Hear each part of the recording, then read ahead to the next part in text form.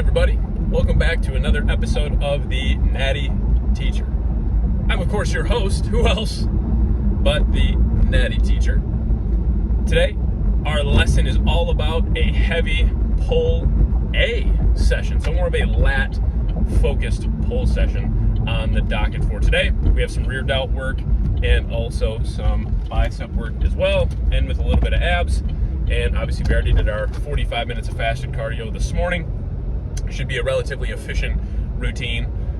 But yeah, like I said, last heavy pull A session till stepping on stage. We are officially under 2 weeks out as of right now. Very lean. Definitely, by far, not even close, the leanest that I've ever been. Again, without a shadow of a doubt, like not even close. So I'm excited. I'm very excited with the package I'm going to be bringing to stage. And I'm excited to show you guys that process. I do actually plan on filming a vlog the day before and the day of the show. So kind of like the process with check-ins and also the kind of like a little behind the scenes backstage look at the process of, getting ready and going from there for, before we hop on stage. So, yeah. So the part you guys actually care about, the workout itself. We're starting with some lat prayers or lat pull-throughs today. Then moving on to lat pull-downs, some Smith rows, some rear delt flies, dumbbell hammer curls, and then some one-arm cable curls.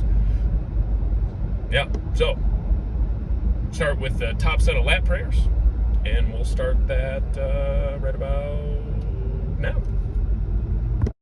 First exercise of the day is a priming exercise. Priming meaning we are getting the back ready for some good hard pulling. What we have here is a lat prayer. We are trying to take that weight from a fully stretched and lengthened position up over the head and pull it down just above the kneecaps. This is where I like to picture, just above the kneecaps. Okay, not quite to the waist. I usually bend my elbows. I would bend my elbows too much when I was trying to pull to the waist.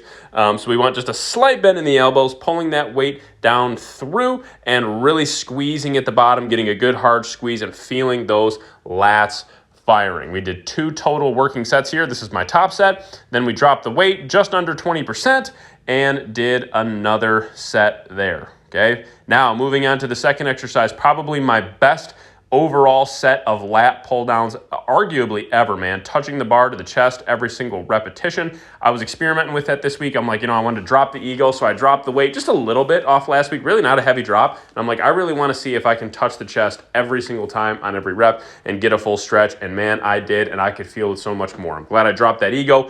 Again, really getting that full stretch at the top of each one of these repetitions, so allowing that back to fully stretch all the way out of the top like that. And you can see that I'm really driving through and touching the chest, but I'm not slamming off the chest. I'm driving through hard, driving those elbows down, and really driving them through the lats and through the back. Feels great. 2 working sets here. This is my top set. Again, dropped the weight. I think this was about a 15% drop off of that, and did a back off set as well. Felt awesome. Then moved on to one of my favorite all-time back builders. Yes, this one I do with a little bit more body English and a little bit more freedom here, but this is a bent over Smith row. Okay, this is my top set here. You're going to see it with 2 plates and a quarter. Felt really good. Actually added a rep to last week. You can see my grip here is a relatively neutral grip. I'm not going with a super wide grip pulling. I really feel this throughout my lats and really my entire back. Might not look like perfect form to you guys, but for me, it works great, so I am going to keep doing it. It feels great for me. Top set here, dropped the weight a little bit and did a back off set. Now that would conclude the actual lat and back portion of the workout. Now we have some heavier rear delt flies. This is really the only exercise that I found I connect with really hard with rear delts. So today is my heavier day. We did a top set and then did a myo rep match set, meaning that we did the same weight again, but took very short little breaks after we got fatigued and couldn't do any more repetitions to make sure that we matched the amount of total repetitions we did from the first set. And then our third set, we did drop the weight a little bit, add some reps. So 3 total working sets of some machine rear delt flies. Feels great. I love it. My rear delts have really, really progressed since being consistent with hitting this movement twice a week. 100% have seen a difference, in that. So when we do this exercise again, it will be a little bit lighter, higher reps. Okay, then we have a dumbbell hammer curl. This is actually my back off set here. So we had already done our top set, ended up doing, I think it was like the 55-pound dumbbells for a set of 6. I'm not 100% sure. Something like that. This was the 45s. These felt significantly lighter. I'll tell you that, significantly lighter. It's only a 10-pound drop, but it really felt a lot lighter. I haven't touched the 55s in a while, so it felt good to do that. And especially with my last like heavy pull A session during this prep, it was nice to get a good heavy set in there and still within the nice hypertrophy range here. So again, this is my back off set with the 45s, really focusing on good, slow control, really focusing on getting that nice full range of motion, getting those dumbbells all the way up. If you're really unsure if you're feeling hammer curls, make sure that you're bringing the head of the dumbbell up and like you almost to the point where you're, I don't want to say touching the shoulder. I feel like that's a little bit too far, but you're pointing it in that direction. Okay, so again, we did 2 total working sets here, 1 top set and then 1 back off set here, keeping the reps on this back off set high. I think we added a rep from last week, ended up doing like 16 reps or something like that, some short little catch your breath breaks in between. So not a full rest pause. It's not like we're taking like a 30-second break and then keep going, just trying to continue to push as much blood into the arms. But again, you can see here, we're not yanking and cranking. We're not using too much body English, a little bit here and there, but we're really not trying to go super, super crazy with, yanking and cranking the weight around. So keep that form as tight as you can, even as you get towards failure and you're really trying to just push and push and push. Keep that form tight. Don't let it wane too much. A little bit here and there, that's okay, but make sure especially we're controlling that retraction on the way down, controlling that dumbbell on the way down. That is a huge, huge part of this exercise. Okay, so again, we just keep going. I didn't realize how long this set was, but we're just going to keep going and going and going. Again, it was a long set. I was pumped to the gills after this set. It felt great. Then, after we did this set, just as kind of a precursor, because I only had, you're only going to see one side that I recorded here. I edited out the other side because it's a little tedious. But the next exercise was some one-arm cable curls, okay? So what we're doing here, this is the top set filmed here. We had already done the right arm, so now we're doing the left arm here. And now what we're doing, again, one-arm cable curls, what we're trying to do is we keep that elbow. I wanted to change up the camera angle a little bit for this one compared to when I recorded this last time, just to give you another viewpoint. Keeping that elbow slightly behind the body and curling that weight up. You can see that my shoulder doesn't really move a whole lot. We don't want to see that shoulder coming like up and shrugging the weight up or anything. We want to keep that shoulder as tight as we can and really focus on just squeezing and blasting the bicep. I like to actually flex the tricep at the back of the movement because that signals to me that I've gotten a good full range of motion and my arm is nice and straight. And then when I bring it up, I like to squeeze at the top to make sure I got a full contraction. Again, 2 working sets. Pull A session complete.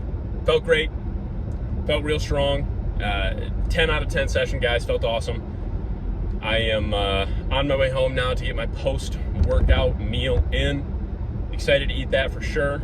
The only thing I did not put in the video, by the way, is I did hit some rope crunches. I think abs and calves I probably will not include in my training videos from now on. I feel like that's just kind of like at the tail end. And it just adds another minute or so, and it's kind of repetitive because I train them each 3 times a week.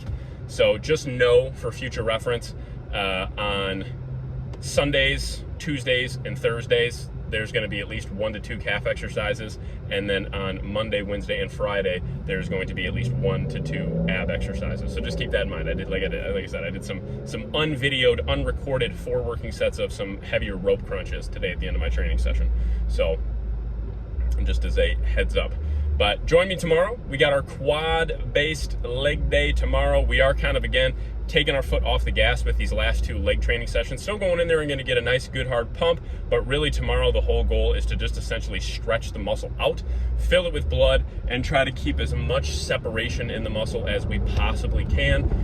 Not fully taking our foot off the gas, but just kind of releasing it a little bit. Okay, so not going super, super heavy, not going ridiculously light, but again, taking nothing anywhere near failure, just keeping everything nice and healthy from the waist down, and again, trying to bring the legs as conditioned and separated as possible to stage, not this weekend, but next weekend already. Can't believe it. So it's going to be a blast. I can't wait. It's going to be so much fun. Win, lose, place last, whatever it is, I'm going in there and I know I'm bringing my best package. So I've already won and I'm very excited for it. So again, join me tomorrow for my quad-based leg day. We'll kind of talk through it a little bit as I work through it, kind of, you know, some of the logic behind what I'm doing and the rep ranges and all that kind of fun stuff. And yeah, do your cardio, by the way. Do your cardio off season or in prep, man. Again, I know I never video it, but please know that Sunday through Friday, 45 minutes fasted cardio in the morning. So yeah, do your cardio, man. 20, 25, 30 minutes, 4 or 5 times a week in prep, in a bulking phase, whatever it is. It's only going to be to your benefit. I promise. I wouldn't steer you wrong, man. I wouldn't steer you wrong. So I promise you that. So anyways, join me again tomorrow for my quad-based leg day. But for today, I am the Natty Teacher, and school is, you guessed it, out. I'll see y'all tomorrow.